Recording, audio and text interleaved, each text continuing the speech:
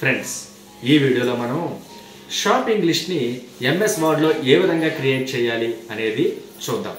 అంటే ఏదైనా ఒక షాప్కి వెళ్తే లేదంటే మార్కెట్కి వెళ్తే మనం డిఫరెంట్ ఐటమ్స్ని పర్చేస్ చేస్తాం కదా.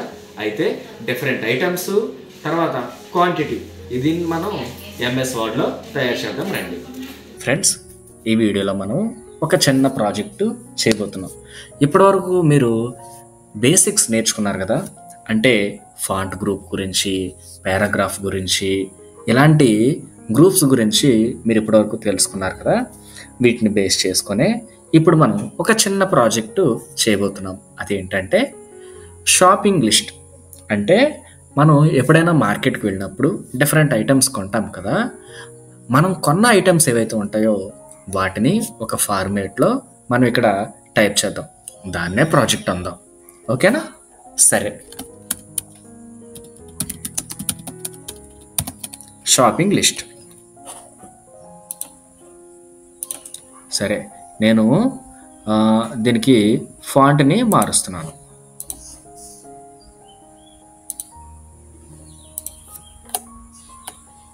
ఆ తర్వాత రైట్స్. చూడండి, ఇక్కడ పైన ఏదైతే ఫాంట్ ఉందో కింద కూడా అదే ఫాంట్ వచ్చింది కదా. నేను ఇప్పుడు దీన్ని సైజ్ అనేది తగ్గిస్తున్నాను. తర్వాత ఫాంట్ స్టైల్ అనేది మారుస్తున్నాను.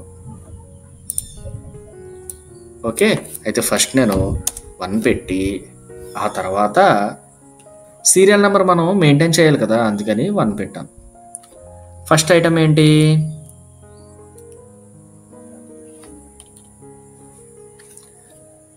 ఇప్పుడు మనం దీన్ని టేబులర్ ఫామ్లో చేద్దాం. ఫస్ట్ ఐటమ్ ఏంటి? రైస్. ఇప్పుడు నేను ఏం చేస్తున్నా అంటే వెంటనే పక్కన నాకు క్వాంటిటీ అంటే 5 kgs 10 kgs ఇట్లాంటిది మనం రాసుకుంటాం కదా. అయితే ఆ డీటెయిల్స్ అనేది కొంచెం స్పేస్ ఇచ్చి రాస్తున్నాను. స్పేస్ మనకి కీబోర్డ్లో space Barhni number of times అలా నొక్కడం కాకుండా ట్యాబ్ యూజ్ చేయడం ద్వారా మనం ఈజీగా మూమెంట్ అనేది ఎదరికి ఇవ్వచ్చు. అంటే కొంత స్పేస్ తర్వాత మనం రాయొచ్చు అనమాట. కొంత స్పేస్ని కూడా వెంటనే ట్యాబ్ యూజ్ చేయడం ద్వారా మనకు వస్తుంది. అందుకని ఇట్లా మళ్ళీ ట్యాబ్ యూజ్ చేసి 5 kg అంటున్నా. నైస్. నెక్స్ట్ ఏంటి? షుగర్.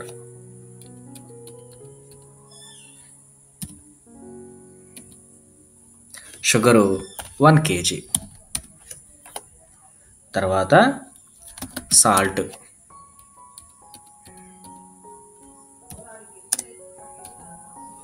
ఇది కూడా 1 kg.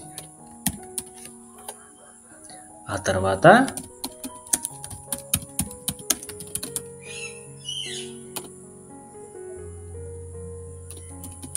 రెడ్ చిల్లీ పౌడర్, మనం కారం అంటాం కదా, అది.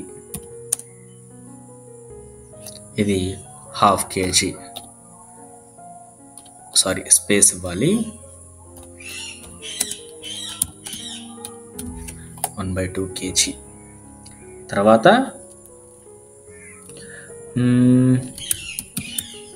ఆనియన్స్.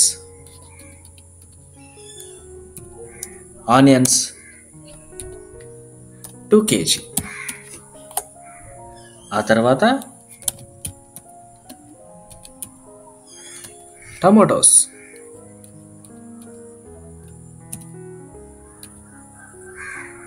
ఇది 2 kg. తర్వాత ఆయిల్.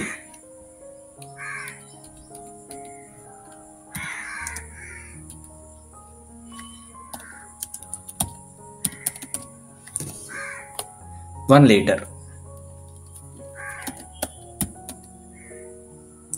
తర్వాత దాల్, దీన్నే మనం పప్పు అంటాం కదా.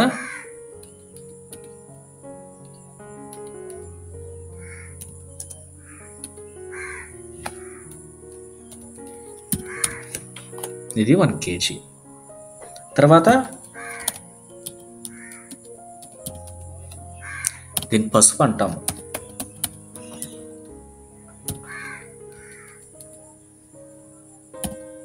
ఇదంతా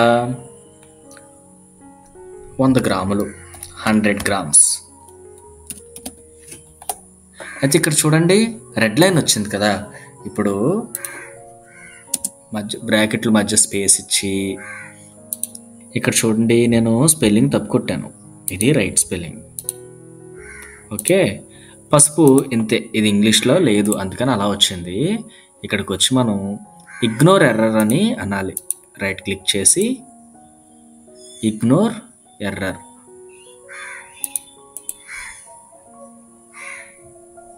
లేదా యాడ్ టు డిక్షనరీ. ఫైన్, నేను యాడ్ టు డిక్షనరీ కొట్టా. సో డియర్ ఫ్రెండ్స్, ఇక్కడ నేను 9 ఐటమ్స్ని షాపింగ్ లిస్ట్గా ప్రిపేర్ చేశాను. మీరు కూడా మీకు తెలిసినటువంటి ఐటమ్స్ని, మీరు షాప్కి వెళ్ళి కొనేటువంటి ఐటమ్స్ని ఇట్లాగా ఏం చేయాలి,